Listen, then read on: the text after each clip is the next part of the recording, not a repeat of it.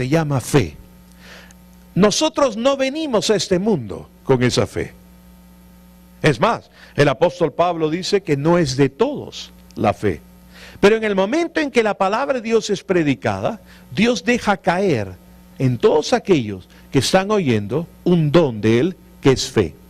Si tú respondes e invitas a Cristo a que sea tu Señor y tu Salvador, te estableces en el caminar con Dios, y esa fe que Él te depositó y te regaló, viene a ser tuya ahora. Si simplemente no actúas ni respondes, ese don que te dio en el momento que escuchabas, se va. Y no pasó nada contigo. ¡Yujú! Ahora, ¿por qué explico esto? Porque realmente no lo explico. La razón por la que explico es para que vean que ni siquiera el responder a lo que escuchamos tiene que depender de nosotros, sino es algo que Dios te imparte. Por gracias sois salvos, por medio de la fe.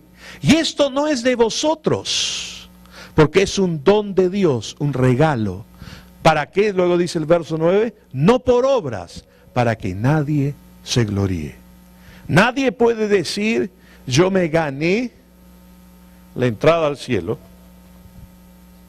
porque fui muy bueno, porque hice esto, aquello, lo otro, y porque no hice las cosas que Dustin hizo, o las cosas que Janet hizo.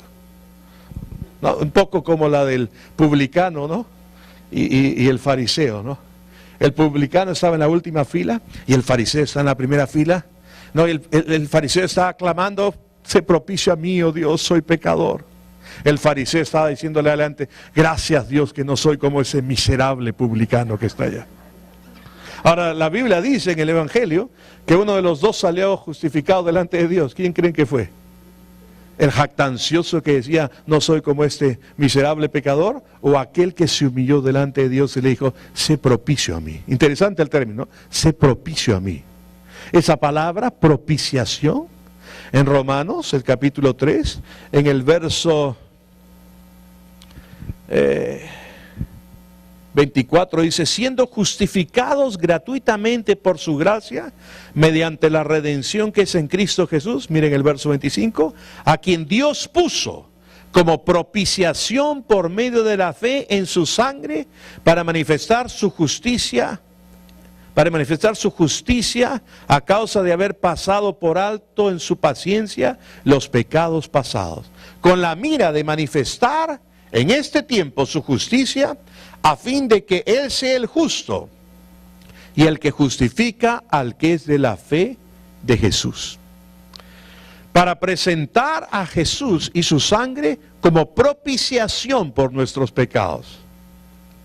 La palabra propiciación viene de apaciguar la ira. En el Antiguo Testamento, el arca del testimonio, ¿recuerdan?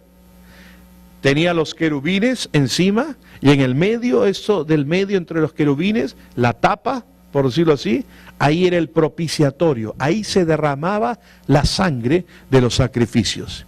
Y esa sangre hacía propicio a Dios para con el pueblo. Solamente duraba un año y el pecado era cubierto. Pero en Cristo Jesús, cuando Juan el Bautista lo vio, él no dijo, he aquí el Cordero de Dios que cubre el pecado del mundo. No. He aquí el Cordero de Dios que quita el pecado del mundo. La barrera que nos separaba a nosotros de Dios, nuestro pecado o el pecado original, y la Biblia dice que el pecado entró por un hombre y por el pecado la muerte, y la muerte pasó a todos los hombres y todos estábamos separados de Dios. Todo eso Dios dice que en su paciencia pasó por alto. Y que Dios estaba en Cristo, dice 2 de Corintios, el capítulo 5, el verso 18, 19, 20, estaba en Cristo reconciliando consigo al mundo, no tomándole en cuenta a los hombres sus pecados. No hay nada que tú o yo podamos haber hecho que nos mantenga separados de Dios, porque el sacrificio de Cristo Jesús fue completo una vez y para siempre. Su sangre derramada nos hizo propicios. Dios no tiene nada en contra tuya. Todo el juicio, todo el castigo, toda la culpa fue cargada en Cristo Jesús en la cruz del Calvario, y cuando Él pagó el precio, antes de entregar el Espíritu, Él dijo: consumado es, completo está, lo finalicé, terminó. Y Él murió, fue al infierno, resucitó y hoy día está sentado a la diestra del Padre. Aleluya. La obra fue completa.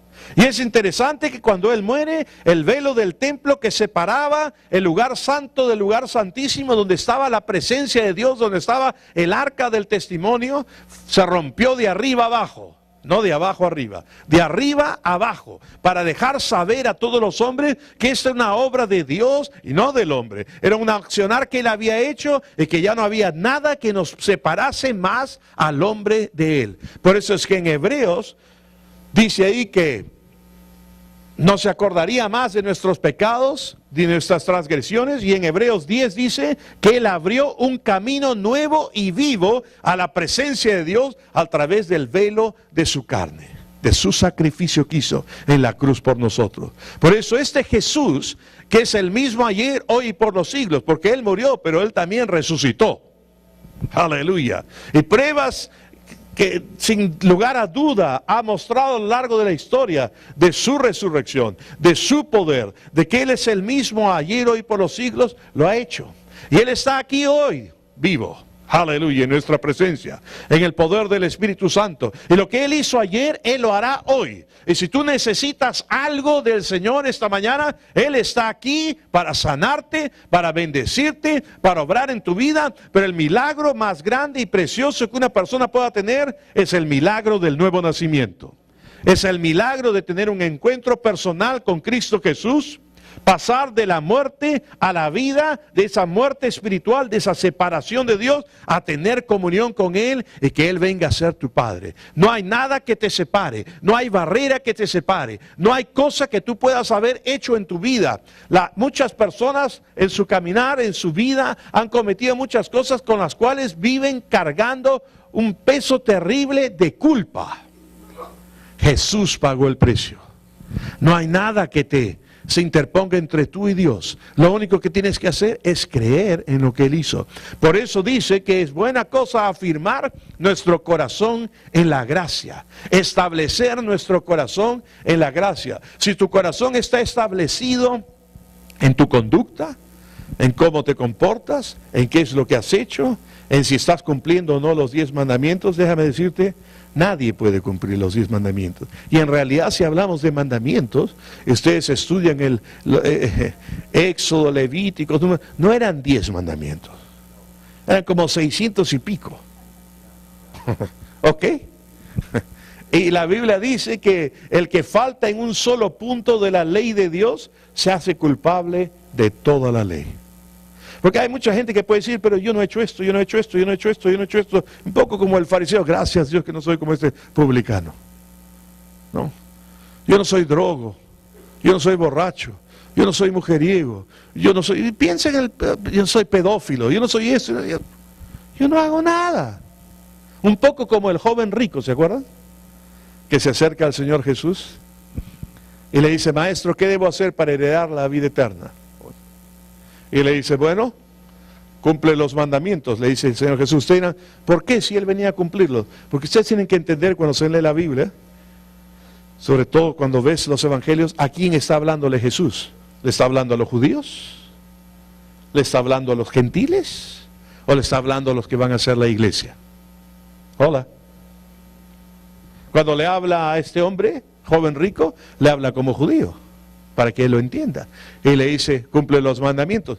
Y él tiene la osadía de decir, todos los he cumplido desde mi juventud. Se había cumplido con todo, según él. No había fallado en ni uno. Y el Señor Jesús, con lo siguiente que le dice, le va a probar que está fallando en el primer mandamiento. Ustedes dirán, ¿por qué?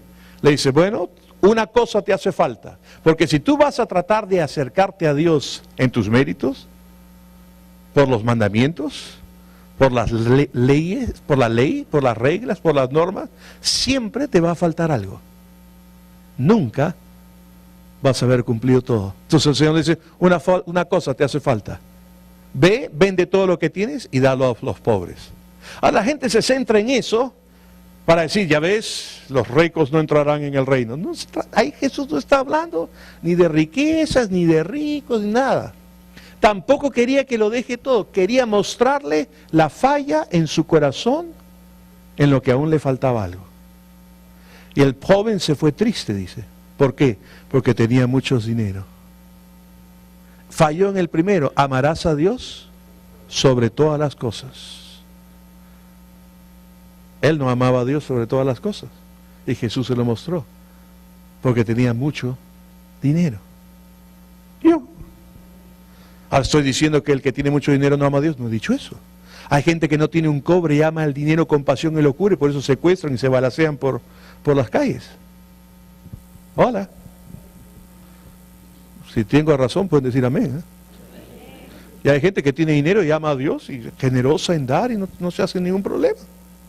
Y cuanto más dan, más van a tener, porque más bienaventurado es dar que recibir. Entonces Jesús le mostró que él estaba fallando en ese punto. Él prefería algo más. ¿Ven? Entonces uno no puede por la ley ser justificado. Pero Jesús cumplió la ley por nosotros.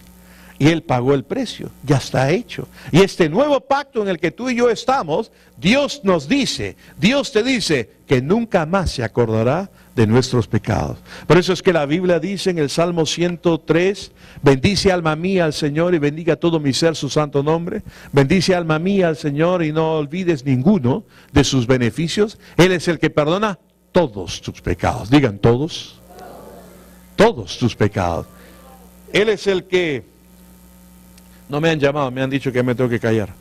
Es mi alarma para no predicar muy largo. Dice, Él es el que perdona todos tus pecados. El que sana todas tus dolencias. El que rescata del hoyo tu vida. Tal vez tú estás pasando por problemas que pareciera que estás hundido en un hoyo. Y que no hay forma de salir. Que todo está oscuro a tu alrededor. Déjame decirte, Jesús es la respuesta. Su gran amor por ti, el que rescata del hoyo tu vida, el que te corona con favores y con misericordias, el que te sacia de bien tu boca y hace que te rejuvenezcas como el águila. Él es el que va a hacer que nazcas de nuevo. Él es el que va a hacer que tú tengas una nueva vida en Cristo Jesús. Toda persona debe tener una relación con Dios que yo llamo de almanaque, de calendario. ¿Cómo es eso? Antes de Cristo y después de Cristo. Mi vida antes de 1978, antes del 10 de agosto de 1978, era diferente sin Cristo. Después del 10 de agosto hacia adelante, mi vida cambió completamente después de Cristo. Lo que Él ha hecho. Lo que Él ha hecho por mí, Él quiere hacerlo por ti y por cualquier otra persona. ¿Por qué? Porque el precio fue pagado por completo. Tienes que establecerte en la gracia. Tienes que establecerte en el conocimiento de que ya el precio está pagado. No hay nada que tú puedas hacer o dejar de hacer que haga que Dios esté enojado contigo. ¿Me están oyendo? Nada. Por eso es que Jesús dijo, me ha enviado a predicar el Evangelio, las buenas noticias. El Espíritu del Señor está sobre mí, por cuanto me he ungido para predicar el Evangelio. Buenas noticias. La palabra Evangelio significa buenas noticias. Tan buenas que la gente a veces piensa, no puede ser, pero son. El precio fue pagado. No hay nada que te separe a ti de Dios. No hay nada que te separe a ti de recibir vida eterna por creer solamente en la obra que Jesucristo realizó. No hay nada que te separe a ti de tu sanidad si tienes alguna dolencia, porque ese Jesucristo es el mismo ayer, hoy y por los siglos. El precio fue pagado. No tienes que hacer mérito, tan solo creer. Ahora, y para creer no necesitas tener una super fe, porque Jesús dijo que si tuvieres fe como una semilla de mostaza, chiquita. ¿Han visto alguna vez la semilla de mostaza? Chiquitita. Tu fe no está basada en cuánto tú puedes creer, cuánto tú te has esforzado por creer, o cuánto estás luchando por creer. Tu fe debe estar basada simplemente en cuánto Dios te ama. Y en lo que Jesús ya hizo por ti en la cruz del Calvario. Jesús ya lo hizo todo. Jesús ya pagó todo.